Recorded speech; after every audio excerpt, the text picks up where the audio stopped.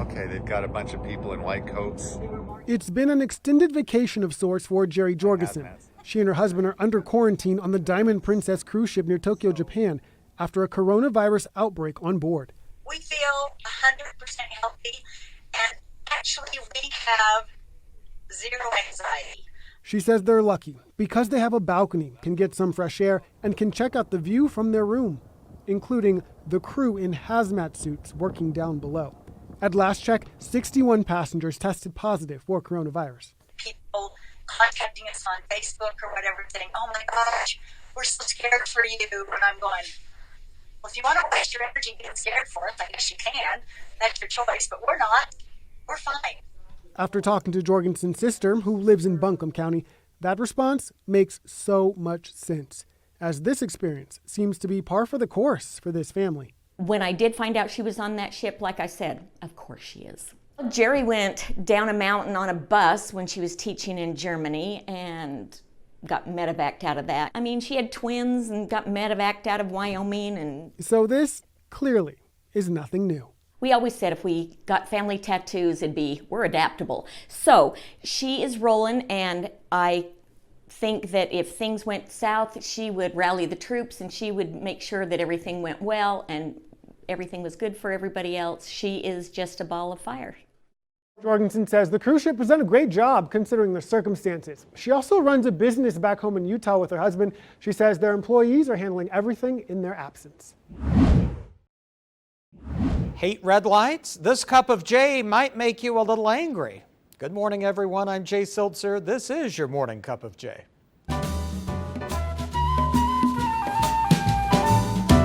Authorities in India are testing new traffic lights that take longer to change if people honk their horns too loudly.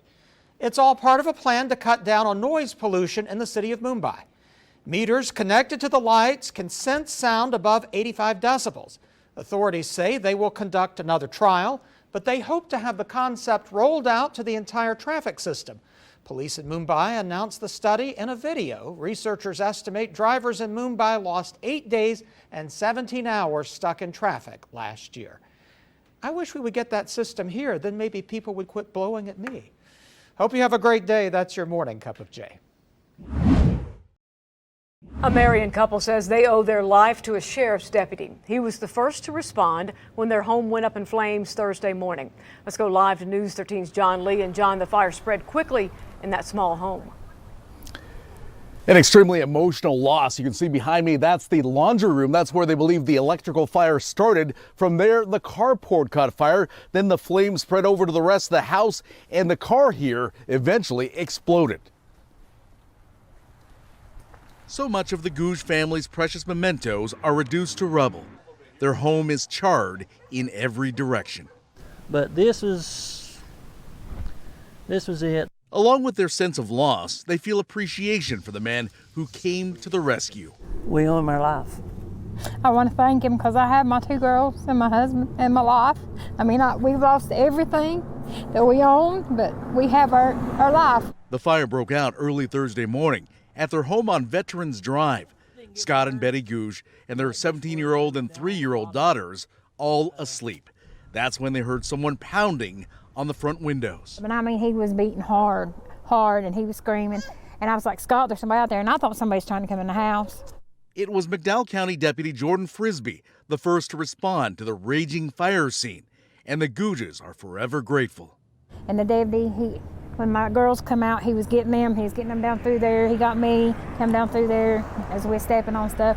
And I know he got burned too, but it's like he didn't care. They say Frisbee refused treatment until everyone else was safe. Moments after the deputy rushed them to safety, what they heard was perhaps even more shocking than what they saw. A ball of flames. The car exploded. And the car exploded. The bike up there exploded. The gases in the tanks exploded. Their 3 family pets didn't make it. They died of smoke inhalation. After all they've lost, the Gouges cling to everything they can salvage, like the tattered American flag from the front porch, now symbolic of a family's resilience. I mean, we've got some burns and a little bit of stuff, but we have our life. Now, the Googe's teenage daughter goes to McDowell Early College. We're told that the Early College actually has secured a rental home, and so the family can move in right away. In the meantime, you can donate clothing and shoes at several drop-off locations, including McDowell High. In fact, on our website, we've got a list of what is exactly is needed and the sizes that are needed as well. We also have a link to the GoFundMe page. That'll be at WLOS.com. Of course, raising money to help cover some of the family's expenses at this difficult time. It's time for a look back at this week's Morning Moments. The Philadelphia Flyers mascot is off the hook. Back in November, Gritty was accused of hitting a 13-year-old boy during a photo shoot. But investigators say they found no evidence there was any kind of physical assault, and police have dropped their case. I guess you could say they got down to the nitty-gritty of what happened. I think so. While Super Bowl Sunday played out on a warm field in Miami, hundreds of amateur golfers hit a frozen lake in frigid Wisconsin. It's part of an annual tradition in Madison. Organizers say Sunday was the warmest day ever for the event at 35 degrees. You know, there would have been even more, but some got cold feet. Nice. Of all the national events on this day, this may be the weirdest. It is National Shower with a Friend Day. The idea is to show that shower water has been filtered, and that's a tough proposition, so make the burden easier by sharing the spritz with a buddy. Or not.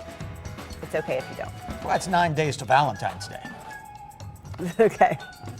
Yeah. Do you have an ex you want to get back at? Well, San Antonio Zoo has just the thing. You can purchase a live cockroach or rat and name it after an ex. Zoo officials will then feed the cockroach or rat to zoo animals. Oh. San Antonio Zoo said it will live stream the event. I don't know if I want to watch it live streamed. Now I'm all about ridiculousness and craziness, but this seems to be a little over the top. That's morbid, right? They're gonna feed. It's one thing if you're just naming the rat or cockroach, but then they're gonna feed it. To Two and are live named stream Jay. it. Yeah, it's like over the top. So they're gone. They're done. They're Right, gone. they're toast. Yeah.